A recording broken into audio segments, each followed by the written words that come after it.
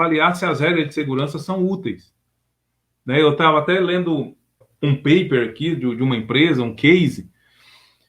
É uma empresa americana que tem rede de supermercado, que ela retirou boa parte das regras de segurança e os acidentes de trabalho. O que aconteceu com os acidentes quando ele tirou boa parte das regras de segurança? Você tem uma ideia? Caíram. Porque tinha muitas regras que não faziam sentido. A liderança da empresa, a sede, mandava os pacotes de segurança para as unidades, com tudo que elas tinham que fazer. Isso também tirou. Então, cada empresa que criaria os seus próprios processos de segurança de forma interna, ainda submissos à matriz, mas elas criariam nas próprias unidades. Acabou o pacote de segurança com DDS pronto, procedimento pronto, e também todas as regras que não estavam na lei, a empresa simplesmente tirou. E o resultado foi diminuição de acidente. Por quê? Quando eles tiraram isso, o trabalhador entendeu a real responsabilidade dele no processo de trabalho. Os líderes também entenderam a real realidade, a real obrigatoriedade, a necessidade dele no ambiente de trabalho. Então, você tira a obrigação, você aumenta a responsabilidade. O trabalhador passa a entender o que fazer para se manter seguro, o líder passa a entender o que fazer para manter o trabalhador seguro. Manter na empresa só regras que fazem sentido. O que não faz sentido deve ser tirado. É lixo. Atrapalha. Nestor, como é que eu vou definir quais regras fazem sentido? Olha para a operação, conversa com o trabalhador, pergunta para ele, você acha que tal regra faz sentido? Faça um comitê aí de segurança e avalie as regras da sua empresa. De repente tem regra demais que pode estar atrapalhando o trabalhador se tornar dono da segurança, o trabalhador se tornar dono, se envolver com a segurança. Tem uma pergunta aqui da Isabela, vou colocar aí para você. Qual seria a dica para elaborar um manual de segurança de forma que não fique muito extenso, mas que abordem todos os pontos necessários? Bacana, Isabela, boa pergunta. Bom, a dica é conversar com o trabalhador. A gente vê isso acontecer em muitas empresas. O profissional de segurança, por exemplo, escreve um manual, parece insano isso, mas é verdade. O profissional de segurança escreve um manual para o operador de bitoneira fazer o serviço dele com segurança. E a pergunta é, quantas vezes esse profissional de segurança operou uma bitoneira? Nenhuma. Profissional de segurança fazendo procedimento para operação de serra circular. E quantas vezes ele operou uma serra circular? Nenhuma.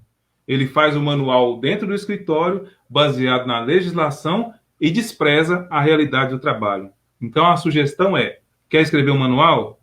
Converse com os trabalhadores. Peça opinião para eles.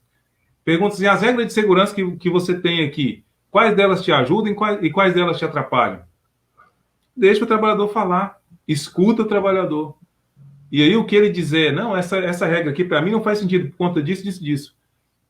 Tenha uma escuta ativa e leve em consideração a opinião do trabalhador. Eu estou lendo um livro que é muito interessante, que fala sobre comunicação não violenta, que é um livro, assim, transformador. Porque ele leva em conta justamente isso, esses momentos onde a pessoa, às vezes, fala uma coisa que a gente não concorda, e a gente tem que ter uma escuta respeitosa, a ponto de deixar um canal aberto para a pessoa e falar que, às vezes, a ideia dela, às vezes, não faz sentido, né, mas, assim, de uma forma educada. Então, todo o procedimento de segurança, seja um checklist, um manual, tem que ser feito com o trabalhador. De preferência, vai criar um checklist, um manual, pega ele, entrega para o trabalhador, fala assim, nós estamos tentando criar um checklist baseado nesses itens aqui, o que você acha disso que a gente deve manter, o que você acha que deve tirar? E deixa o trabalhador opinar. Ou, às vezes, até leva em branco e deixa lá para o trabalhador para ele começar a escrever. Qual que é a ideia aqui?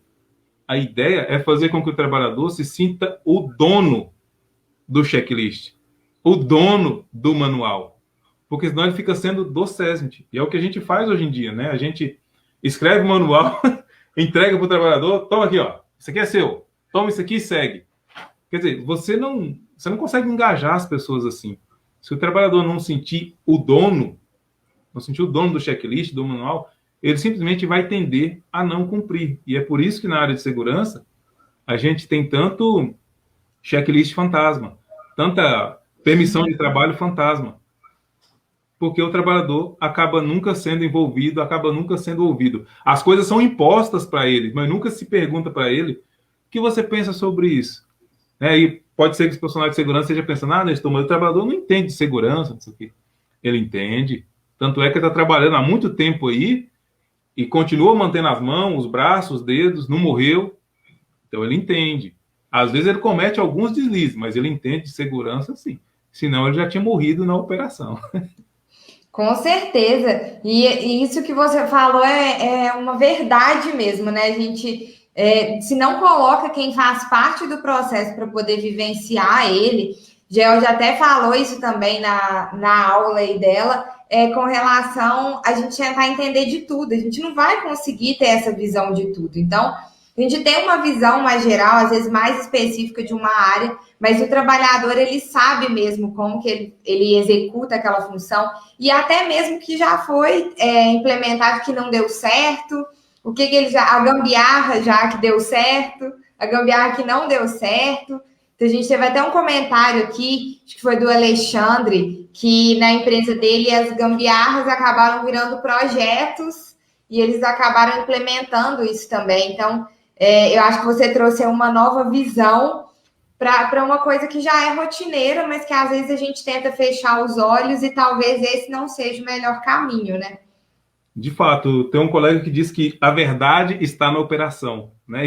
E essa frase é muito certa, né? A verdade está na operação. Quando a gente tira o olho da operação e olha só para a legislação, e ignora tudo que está acontecendo, às vezes você corre risco de escrever coisas que não funcionam, que não são aplicáveis dentro da sua operação. E o que acontece quando a empresa faz isso? Você distancia o trabalhador ainda mais da segurança. Ele vai falar, esse profissional aí, ó, tá no mundo da lua. Ele só escreve manual que não dá para implementar, o checklist dele também não dá para implementar. Não funciona. Então, falta muito, né, esse olho no olho, essa humildade do profissional de segurança de entender que ele não é o dono da segurança. O dono da segurança é o trabalhador. Né? No inglês, o pessoal até tem uma expressão muito interessante para isso, buy-in. Né? Eles chamam isso de buy-in.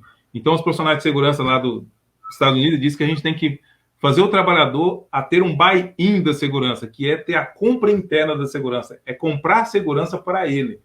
Né? Então, se a segurança fica sendo só do SESMIT, é uma pessoa só fazendo. Mas se você planta a sementinha da segurança, entrega a segurança para os trabalhadores, você vai ter ali vários profissionais pensando em segurança ao mesmo tempo. Garanto que o resultado vai ser bem melhor. Aí a segurança não passa a ser mais com base na obediência, mas a segurança com base na consciência.